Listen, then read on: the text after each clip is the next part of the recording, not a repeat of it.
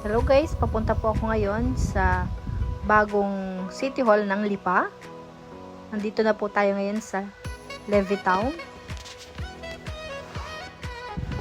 Bale, didiretsuhin lang po natin yan. Medyo traffic lang po sa bandang ito.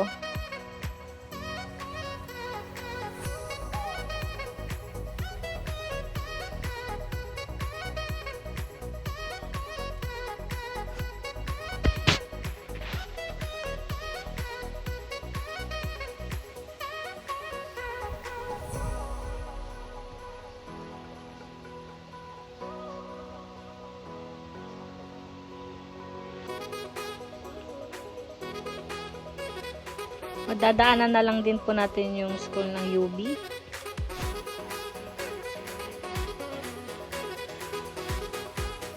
May isang shortcut papunta doon. Yung po yung bypass papuntang City Hall, yung lumang City Hall. Diyan po yung lusot niya.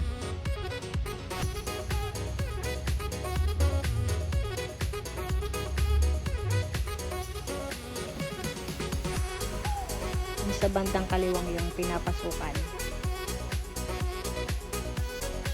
Nandito na po tayo malapit sa Startol, exit ng Balete sa may tulay. Didiretsuhin pa rin po yan at medyo may kalayuan pa po.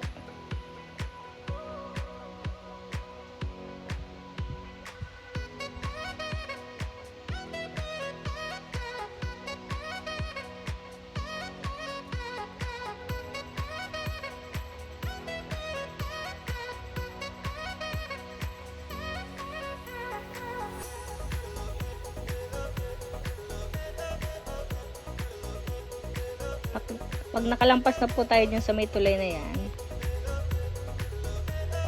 bandang Bulaklin na po ang papunta dyan.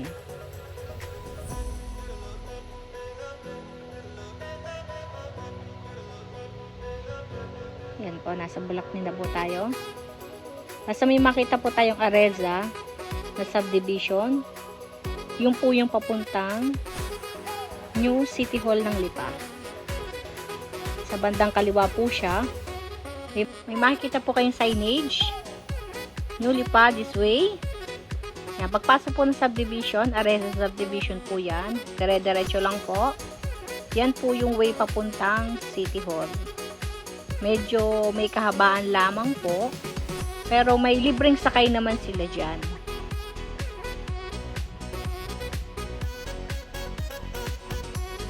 Makikita nyo kung gaano kaganda ngayon ang bagong City Hall ng Lipa City, Batangas. Yan, aninag na po dyan ang City Hall. Yan po yung pinakagilid nila.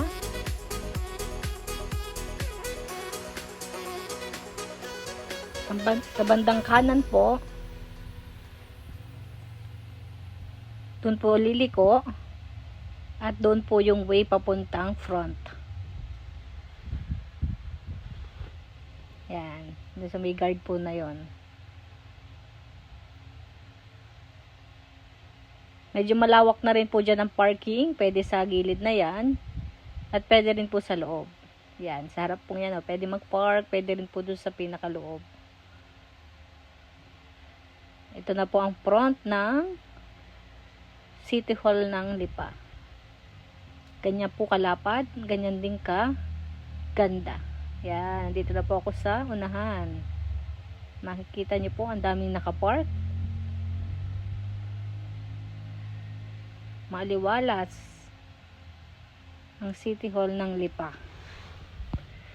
Yan, ito po yung mga way papuntang 1st, 2nd, 3rd floor and 4th hanggang 5th floor.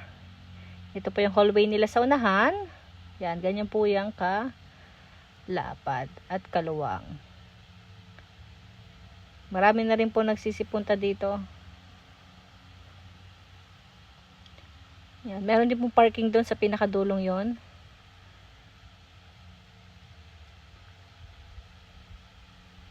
Yan po.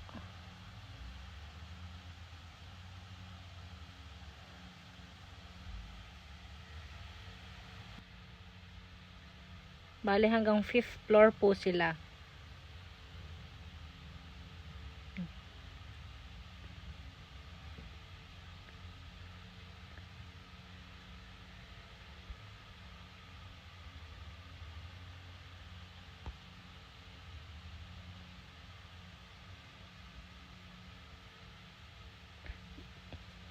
Yan po yung way ng pagbabayad ng mga buwis, pagkuha ng mga permit.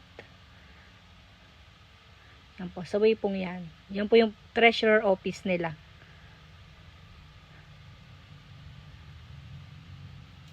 Hindi na po hassle ang pagpasok.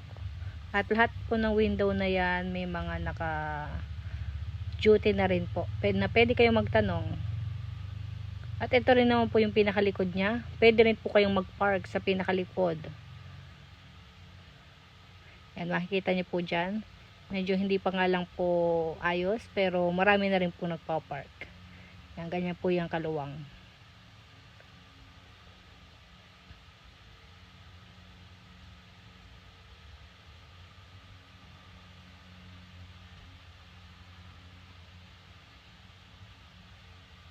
Thank you for watching, guys!